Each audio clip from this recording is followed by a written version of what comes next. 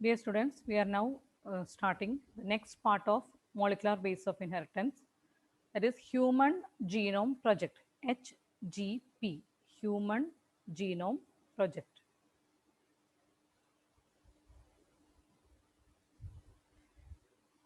The entire DNA in the haploid set of chromosomes of an organism is called a genome. എന്താണ് human genome പ്രൊജക്റ്റിലെ genome എന്ന വേർഡിൻ്റെ definition? ഒരു ഓർഗാനിസത്തിലെ full set of haploid set of ക്രോമസോമിനെ നമ്മൾ genome എന്ന് പറയുന്നു. In human genome D N A is packed in 23 chromosome. Human ബീങ്സിൽ 23 പേര് ക്രോമസോംസ് ഉണ്ടെന്ന് പഠിച്ചിട്ടുണ്ട്. സോ ഡി എൻ എ 23 ക്രോമസോംസിലായിട്ട് അറേഞ്ച് ചെയ്ത് പാക്ക് ചെയ്തിരിക്കുന്നു. Human genome contains about 3 into 10 raised to 9 base pairs. Human Genome Project 1990 to 2003, that's our project in the period, was the first mega project for the sequencing of nucleotides and mapping of all the genes in human genome. Human genome le ella genes ne map cheya, arrange cheya, and nucleotides na sequence kandupidikka. Idinu vendiyulla oru project aayirunnu Human Genome Project.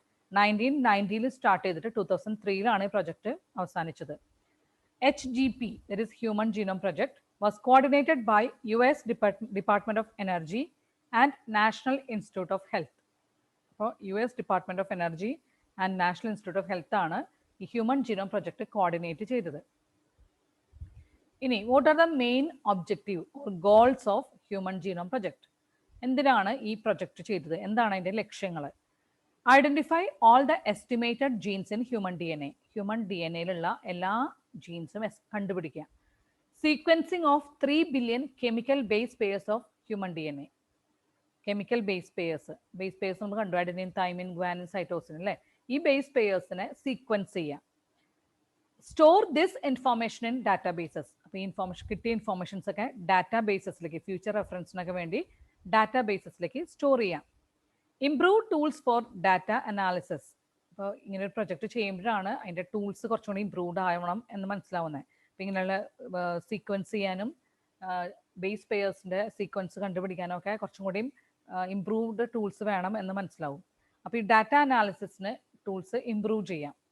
Transfer related technologies to other sector. അപ്പോൾ ഈ ഒരു പ്രൊജക്റ്റിൽ നിന്നുണ്ടായ നമുക്ക് കിട്ടിയ informations എല്ലാം ഇതിനോട് related ആയ മറ്റ് സെക്ടേഴ്സ്, അത് മെഡിക്കൽ സെക്ടർ, ഇൻഡസ്ട്രീസ്, ഇതിലേക്കൊക്കെ ട്രാൻസ്ഫർ ചെയ്യാം.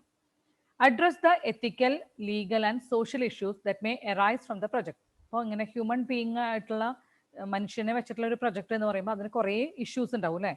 അപ്പോൾ കുറേ അതിന് അങ്ങനത്തെ ഇഷ്യൂസ്, ലോ പോയിന്റ്സ് ഉണ്ടാവും, റിലീജിയസ് ഇഷ്യൂസ്, സൊസൈറ്റിയിൽ പ്രശ്നങ്ങളൊക്കെ ഉണ്ടാവാറുണ്ട്. അപ്പോൾ ഈ ഇഷ്യൂസിനെ എല്ലാം പ്രോപ്പറായിട്ട് അഡ്രസ്സ് ചെയ്യാം. ഇതൊക്കെയാണ് ഈ HGP അല്ലെങ്കിൽ ഹ്യൂമൻ ജീനോം പ്രൊജക്ടിന്റെ മെയിൻ ഗോൾസ്. ഇനി എങ്ങനെയാണ് ഇതെന്താണ് ഇതിന്റെ മെത്തഡോളജീസ്? എങ്ങനെയാണ് ഈ മെത്തേഡ് പ്രൊജക്ട് ചെയ്ത രണ്ട് methodologies? It involves 2 major approaches. Expressed sequence tags, ESTs. Full form ചോദിക്കുന്നതാണ്. Focused on identifying all the genes that are expressed as RNA. അപ്പോൾ ഫസ്റ്റ് അപ്രോച്ച് ഇതായിരുന്നു, EST, എക്സ്പ്രസ്ഡ് സീക്വൻസ് ടാഗ്സ്. അത് express ചെയ്യുന്ന ജീൻസിനെ അതിന് മാത്രം അതിൽ ശ്രദ്ധ കൊടുക്കുക, എക്സ്പ്രസ് ചെയ്യുന്ന ജീൻസിൽ ശ്രദ്ധ കൊടുക്കുക. Then second is sequence annotation, sequencing whole set of genome containing all the coding and non coding sequence and later assigning different regions in the sequence with function. അപ്പോൾ ഫസ്റ്റ് സ്റ്റെപ്പിൽ നമ്മൾ എക്സ്പ്രസ് ചെയ്യുന്ന ജീൻസിനെ മാത്രമേ identify ഉള്ളൂ, focus ചെയ്തുള്ളൂ. Second സ്റ്റെപ്പിൽ code ചെയ്യുന്നത്, non code ചെയ്യുന്നതായ എല്ലാ ജീനോമിനെയും നമ്മൾ, എല്ലാ ജീൻസിനും നമ്മൾ ശ്രദ്ധിക്കുന്നു. ആൻഡ് അതിന് ഓരോ റീജിയൻസിനും സ്പെസിഫിക് ഫങ്ഷൻസ് അസൈൻ ചെയ്ത് മനസ്സിലാക്കുന്നു, അതിൻ്റെ ഓരോ റീജിയൻസിൻ്റെ ഫങ്ഷൻ മനസ്സിലാക്കുന്നു. So what is A procedure? എന്താണ് ഹ്യൂമൻ ജീനോം പ്രൊജക്ട്, എങ്ങനെയാണ് ചെയ്തതിൻ്റെ പ്രൊസീജിയേഴ്സ് എന്തൊക്കെയായിരുന്നു? Isolate DNA from A cell. DNA സെല്ലിലെ ന്യൂക്ലിയസിലാണ് ഉള്ളത് അല്ലേ? ദെൻ മൈറ്റോകോൺട്രിയയിലും DNA കാണാം. അപ്പോൾ സെല്ലിൽ നിന്ന് DNA ഐസൊലേറ്റ് ചെയ്തു. Convert it into random fragments, അതിന് ചെറിയ ചെറിയ ഫ്രാഗ്മെന്റ്സ് പീസസ് ആയിട്ട് കൺവേർട്ട് ചെയ്തു. Clone in a host, bacteria ഒരു ഈസ്റ്റ് ആണ് ഹോസ്റ്റ് ആയിട്ട് ആക്ട് ചെയ്യുക. യൂസിങ് വെക്ടേഴ്സ് ഫോർ ആംപ്ലിഫിക്കേഷൻ, ഇതിനെ വലുതാക്കി കാണണം, അതിന് വേണ്ടിയിട്ട് ക്ലോൺ ചെയ്തു, എണ്ണം കൂട്ടി. ബാക്ടീരിയയിലും ഈസ്റ്റിലും ഈ ഫ്രാഗ്മെന്റ്സിനെ കൊടുത്തിട്ട്, ഫ്രാഗ്മെന്റ്സിനെ കൊടുക്കണമെങ്കിൽ അതിന് വേണ്ട വെക്ടേഴ്സ് ഉണ്ട്, ആ വെക്ടേഴ്സ് വഴി BAC ആൻഡ് YAC വഴി ആംപ്ലിഫിക്കേഷന് കൊടുക്കുന്നു. Sequencing of fragments using automated DNA സീക്വൻസേഴ്സ്. അത് കഴിഞ്ഞാൽ ഫ്രെഡറിക് സാങ്കർ എന്ന സയൻറ്റിസ്റ്റിന്റെ DNA സീക്വൻസിങ് മെത്തേഡ് ഉപയോഗിച്ച് ഈ ഫ്രാഗ്മെന്റ്സിനെ സീക്വൻസ് ചെയ്യുന്നു. അതിന്റെ കറക്റ്റ് ഓർഡർ, ന്യൂക്ലിയോടൈഡ് ഓർഡറൊക്കെ മനസ്സിലാക്കുന്നു. Arrange the sequences based on overlapping regions. Overlapping regions അനുസരിച്ച് സീക്വൻസസിനെ അറേഞ്ച് ചെയ്യുന്നു. Alignment of sequences using computer programs. Computer programs, software programs ഉപയോഗിച്ച് ഈ സീക്വൻസിനെ അലൈൻ ചെയ്യുന്നു. അപ്പോൾ ഇതൊക്കെയാണ് മെത്തേഡ്സ്. കംപ്ലീറ്റ്ലി അത് യൂസ് ചെയ്യുന്ന ഒരു സോഫ്റ്റ്വെയർ വെച്ചിട്ടാണ് എല്ലാ സ്റ്റെപ്സും ചെയ്യുന്നത് കേട്ടോ. ആകെ DNA ഐസൊലേറ്റ് ചെയ്ത് കൊടുക്കൽ മാത്രമേ മാനുവലി ചെയ്യുന്നുള്ളൂ. ബാക്കിയെല്ലാം നമുക്ക് റിസൾട്ട് കിട്ടും. സോ BAC എന്ന് പറഞ്ഞാൽ ബാക്ടീരിയൽ ആർട്ടിഫിഷ്യൽ ക്രോമസോമും YAC എന്ന് പറഞ്ഞാൽ ഈസ്റ്റ് ആർട്ടിഫിഷ്യൽ ക്രോമസോമാണ്. ഈ രണ്ട് വെക്ടേഴ്സ് വഴിയാണ് ബാക്ടീരിയയിലേക്കും ഈസ്റ്റിലേക്കും ഈ കട്ട് ചെയ്ത ഫ്രാഗ്മെന്റ്സിനെ നമ്മൾ കൊടുക്കുന്നത്.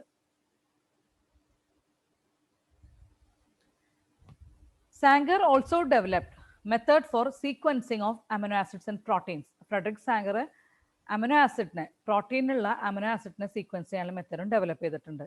DNA is converted into random fragments as there are technical limitations in sequencing very long piece of DNA. അപ്പോൾ വലിയ DNA വലിയ ലോങ് പീസ് ആണ്. ഓൾമോസ്റ്റ് ഹ്യൂമൻ DNA 2.2 മീറ്റർ എന്നൊക്കെ പഠിച്ചു. അപ്പോൾ ലോങ് പീസസിനെ സീക്വൻസ് ചെയ്യാൻ ബുദ്ധിമുട്ടായതുകൊണ്ട് അതിന് ചെറിയ ഫ്രാഗ്മെന്റ്സ് ആയിട്ട് കൺവേർട്ട് ചെയ്തു.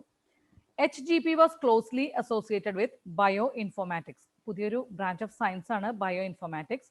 ബയോളജിയുടെ ഇൻഫോർമേഷൻസ് കമ്പ്യൂട്ടർ സയൻസുമായിട്ട് റിലേറ്റ് ചെയ്ത് ചെയ്യുന്ന ഒരു ഫീൽഡാണ് bioinformatics. Application of computer science and information technology to the field of biology and medicine.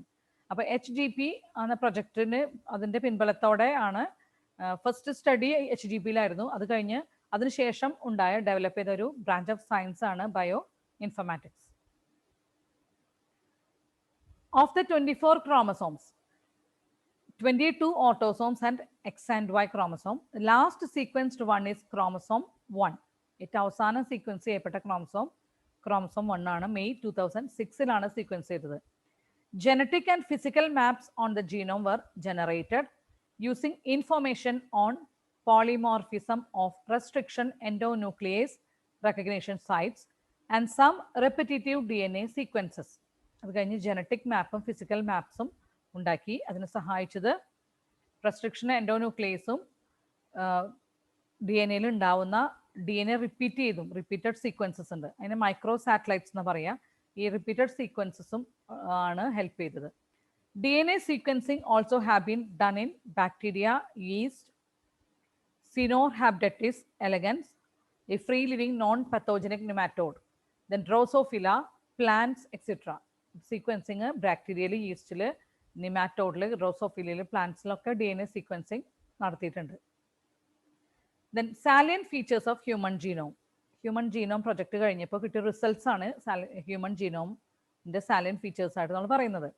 Human genome contains 3164.7 million nucleotide bases. ഇതാണ് റിസൾട്ട്. പ്രൊജക്ട് കഴിഞ്ഞ് കിട്ടിയ റിസൾട്ട്സ് ഇതൊക്കെയാണ്. ടോട്ടൽ നമ്പർ ഓഫ് ജീൻസ്, എത്ര ജീൻസ് ഉണ്ട് ഹ്യൂമൻ ജീനോമിൽ? About 30,000 jeans.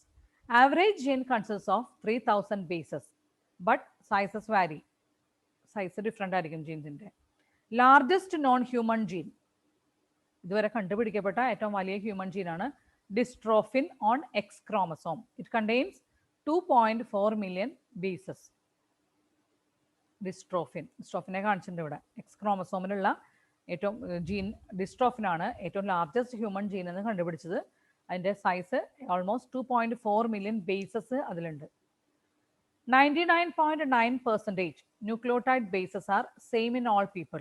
Only 0.1% difference makes every individual unique. അപ്പോൾ നമ്മൾ പലതരത്തിലുള്ള പല ആളുകളെ കാണുവാണെങ്കിലും അത് എല്ലാവരുടെ ശരീരത്തിലും ഒരു 99.9% ന്യൂക്ലിയോടൈഡ് ബേസസും സെയിം ആണ്.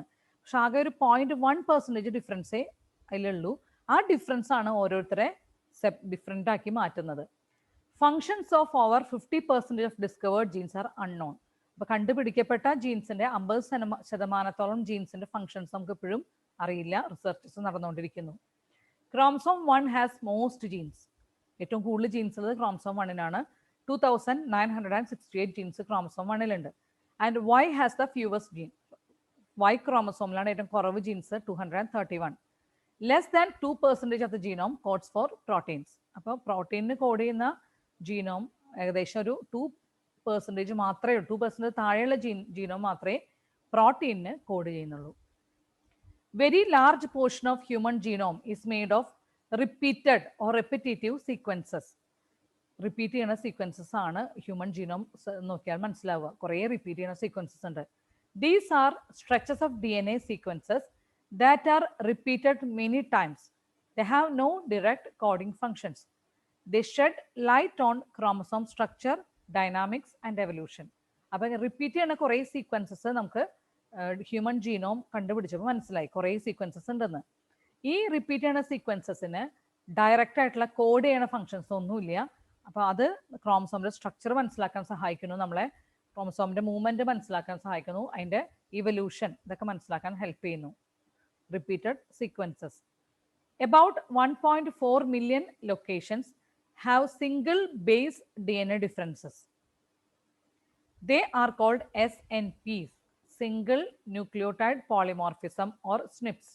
അപ്പോൾ about 1.4 million ലൊക്കേഷൻസിൽ ഒരു ബേസിന്റെ വ്യത്യാസങ്ങൾ മാത്രമേ ഉള്ളൂ. അങ്ങനെയുള്ള ആ ലൊക്കേഷൻസ്, ആ മാറ്റങ്ങളെയാണ് സിംഗിൾ ന്യൂക്ലിയോടൈഡ് പോളിമോർഫിസം എന്ന് പറയുന്നത്. ആ ലൊക്കേഷൻസിൽ ഒരു ബേസിന്റെ ഡിഫറൻസ് മാത്രമേ ഉണ്ടാവുള്ളൂ. അതാണ് മേജർ ഡിഫറൻസ് എന്ന് പറയുന്നത്. അങ്ങനെയുള്ള ന്യൂക്ലിയോടൈഡ്സിനെ, ആ പോളിമോർഫിസത്തിനെ സിംഗിൾ ന്യൂക്ലിയോടൈഡ് പോളിമോർഫിസം അല്ലെങ്കിൽ സ്നിപ്സ് എന്ന് പറയുന്നു. This helps to find chromosomal locations for disease associated sequences and tracing human history. അപ്പോൾ ഈ സിംഗിൾ ന്യൂക്ലിയോടൈഡ് പോളിമോർഫിസം ആണ് ക്രോമസോമൽ ലൊക്കേഷൻസ്, ഏതെങ്കിലും ഡിസീസ് ഉള്ള ഭാഗങ്ങൾ കണ്ടുപിടിക്കാനും ഹ്യൂമൻ ഹിസ്റ്ററി ട്രേസ് ചെയ്യാനൊക്കെ സഹായിക്കുന്നത്.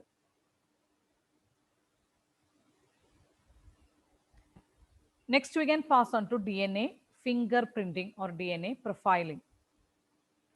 It is the technique to identify the similarities and differences of DNA fragments of two individuals. രണ്ട് ഇൻഡിവിജ്വൽസിന്റെ DNA ഫ്രാഗ്മെന്റ്സ് തമ്മിലുള്ള സിമിലാരിറ്റീസും ഡിഫറൻസസും കണ്ടുപിടിക്കാനുള്ള ഒരു ടെക്നിക്കാണ് DNA fingerprinting അല്ലെങ്കിൽ DNA profiling. This is developed by Alec Jeffreys in 1985. Alec Jeffreys ആണ് ഈ method കണ്ടുപിടിച്ചത് 1985.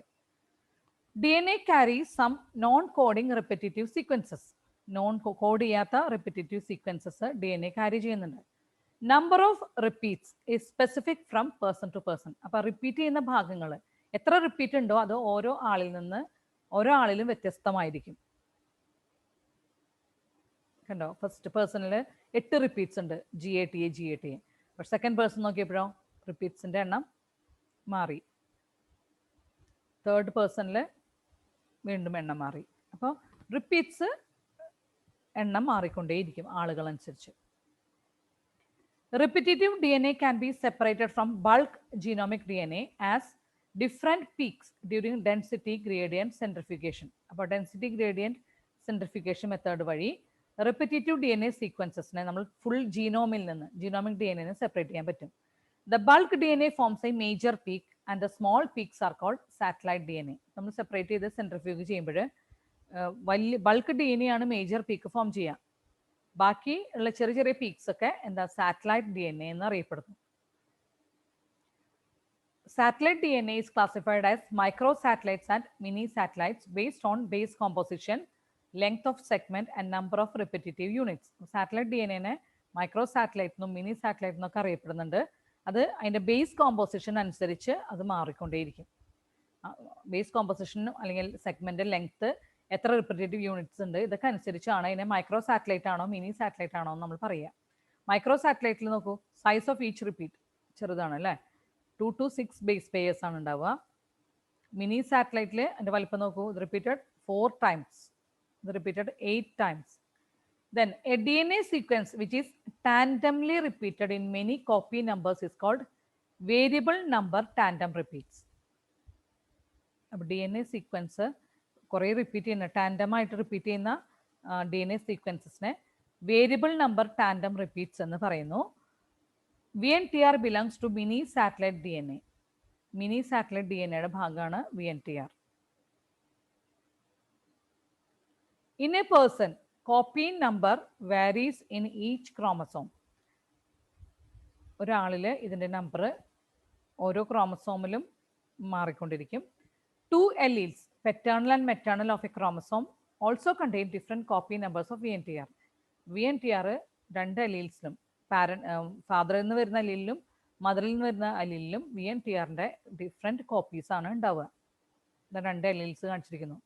VNTR repeated tandem repeats രണ്ടിലും different ആയിരിക്കും. VNTR is specific from person to person. The size of VNTR varies from 0.1 to 20 kilobase. Any difference in the nucleotide sequence observed in a population is called DNA polymorphism. Polymorphism is higher in non-coding DNA sequence because mutations in these sequences may not affect an individual's reproductive ability. Polymorphism കൂടുതൽ കാണുന്നത് non coding DNA സീക്വൻസസിലാണ്. കാരണം mutations, ഈ non coding സീക്വൻസിലെ mutation ഒരു ഇൻഡിവിജ്വലിൻ്റെ reproductive എബിലിറ്റിനെയൊന്നും ബാധിക്കില്ല. These mutations accumulate from generation to generation causing polymorphism. Mutation എന്ന് പറഞ്ഞാൽ sudden inheritable ചേഞ്ചസിനെയാണ് mutation എന്ന് പറയുക.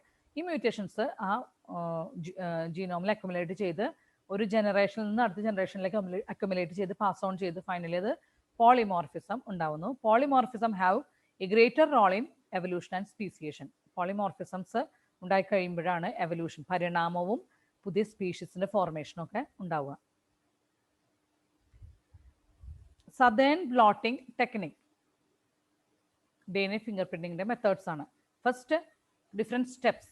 Isolation of DNA from any cells or blood stains, semen stains, saliva, hair roots, bone, skin. എവിടെ നിന്ന് വേണമെങ്കിലും DNA നമുക്ക് ഐസൊലേറ്റ് ചെയ്യാം ഏത് സെല്ലിൽ നിന്നും. First, DNA is isolated. Second step, digestion of DNA by restriction endonuclease. DNA digest ചെയ്തു fragments ആക്കി with the help of enzyme restriction endonuclease. Third step is separation of DNA fragments. DNA fragments separate by gel electrophoresis. Then treat the DNA fragments with alkali solution to denature DNA bonds into the gel into single strands. Separation of DNA fragments by gel electrophoresis. Fourth step ആണ് transferring of DNA fragments to synthetic membranes such as nitrocellulose or nylon. ഈ DNA ഫ്രാഗ്മെന്റ്സിനെ synthetic membranes, നൈട്രോസെല്ലോസും നൈലോണും ഇതേതെങ്കിലും മെംബ്രെയിൻസിലേക്ക് transfer ചെയ്യുന്നു. Then hybridisation using radioactive labelled VNTR probe. VNTR probe ഉപയോഗിച്ച് hybridise ചെയ്യുന്നു.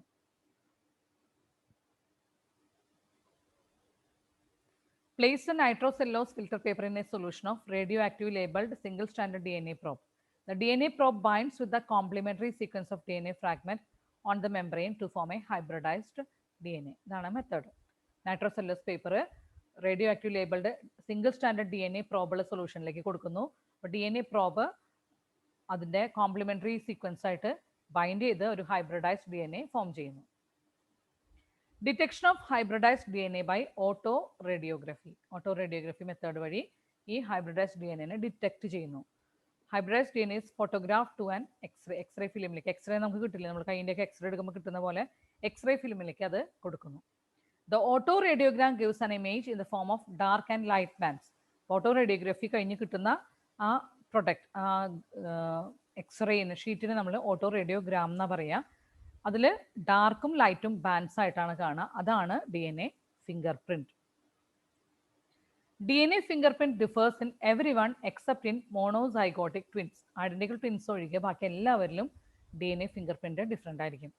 The sensitivity of the technique can be increased by use of polymerized chain reaction. PCR method വഴി അതിൻ്റെ കുറച്ചുകൂടി വളരെ കറക്റ്റ് ആയിട്ടുള്ള ആൻസർ, ആക്യുറേറ്റ് ആൻസർ കിട്ടാൻ നമുക്ക് സഹായിക്കും. Therefore, DNA from a single cell is enough for DNA fingerprinting. അപ്പോൾ ഒരു സിംഗിൾ സെല്ലിലെ DNA മതി നമുക്ക് PCR വഴി ഫിംഗർ പ്രിന്റ് ചെയ്തെടുക്കാൻ. ഇതാണ് 6 സ്റ്റെപ്സ്, നമ്മൾ കണ്ട 6 സ്റ്റെപ്സ് ആണ്. ഇനി എന്തൊക്കെയാണ് DNA ഫിംഗർ പ്രിന്റിങ്ങിന്റെ ആപ്ലിക്കേഷൻസ്? Forensic tool. ഫോറൻസിക് സയൻസിലൊരു ഒരു ഇമ്പോർട്ടൻറ്റ് ടൂളാണ് DNA ഫിംഗർ പ്രിൻറ്റിങ്. എന്തിനു വേണ്ടിയിട്ടാണ്? To solve paternity. ഇപ്പോൾ അച്ഛനാരാന്ന് അറിയാത്ത കേസസ് വന്നാൽ DNA ഫിംഗർ പ്രിൻറ്റിങ് മെത്തേഡ് വഴി കണ്ടുപിടിക്കാൻ സാധിക്കും. റേപ്പ് കേസസിൽ, മർഡർ, ഇതൊക്കെ കണ്ടുപിടിക്കാൻ സഹായിക്കും ഫോറൻസിക് സയൻസിൽ. Then for the diagnosis of genetic diseases ഒക്കെ ഐഡൻറ്റിഫൈ ചെയ്യാൻ DNA ഫിംഗർ പ്രിൻറ്റിങ് സഹായിക്കുന്നു. To determine phylogenetic status of animals, to determine population and genetic diversities. ഇത്രയും കാര്യങ്ങൾ DNA ഫിംഗർ പ്രിൻറ്റിങ്ങിൻ്റെ ആപ്ലിക്കേഷൻസ് ആണ്. അപ്പോൾ DNA ഫിംഗർ പ്രിൻറ്റിങ്ങിൻ്റെ ഒരു റോള് നമ്മുടെ സമൂഹത്തിൽ വളരെയധികമാണ്. വളരെ എഫിഷ്യൻ്റായിട്ട് കുറേ കാര്യങ്ങൾ കണ്ടുപിടിക്കാൻ DNA ഫിംഗർ പ്രിൻറ്റിങ് സഹായിക്കുന്നു. Solving paternity using DNA finger printing. നോക്കൂ, പേഴ്സൺ 1 3 ആളുകളെ കാണിച്ചിട്ടുണ്ട്. ഇതിൽ ആരാണ് ഈ ചൈൽഡിൻ്റെ ഫാദർ എന്നാണ് ക്വസ്റ്റ്യൻ. അപ്പോൾ ഏറ്റവും സിമിലർ ആയിട്ടുള്ള ബാൻഡ്സ് ആരുടേതാണോ വരുന്നത്, ഫിംഗർ പ്രിൻ്റ് ആരുടെയാണോ ആളായിരിക്കും. അപ്പോൾ ഇതന്നെ നിങ്ങൾക്ക് നോക്കി അറിയാം. ചൈൽഡായിട്ട് സിമിലർ ആയിട്ട് വരുന്ന ബാൻഡ്സ് കൂടുതൽ വരുന്നത് ഫസ്റ്റ് ആളുടെയാണ്. So he's the father of the child. ഇങ്ങനെ തന്നെയാണ് നമുക്ക് ഫൈനലി കിട്ടുന്ന DNA fingerprint autoradiogram ഇങ്ങനെയാണ് കിട്ടുക. നമുക്ക് ഡാർക്കും ലൈറ്റും ബാൻഡ്സ് ആയിട്ടാണ് കിട്ടുക. ഈ ബാൻഡ്സ് മാത്രം കണ്ടാൽ നമുക്ക് ഐഡൻറ്റിഫൈ ചെയ്യാൻ സാധിക്കും. So here comes the end of the chapter, molecular basis of inheritance.